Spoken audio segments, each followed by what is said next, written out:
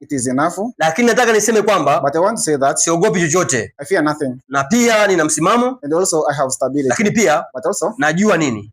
Lakini pia but also najiamini. I believe myself kwa 100%. 100%. Kwa hiyo hakuna anayeniogopesha hapa Arusha. No one terrifies me here in Arusha. Kwa ufupi naweza. In short I can. Kusema ukweli siku hizi for real nowadays nina amani na watu wote. I am at peace with all people. Nimemaliza. I am done. Ni hayo tu. That is all. Asanteni kwa kunisikiliza. Thank you for listening to me. Mungu awabariki wote. May God bless you all. Asanteni sana. Thank you so much. Kwa sababu just because naamini kwamba kupitia nyinyi nitaongea Kiingereza kwa ufasaha. I speak English correctly. Kwa nini? Why? Kwa sababu yes, because mnanionyesha ushirikiano wa hali ya juu. You show me maximum cooperation. Ndio maana that is why naamini kwamba kupitia nyinyi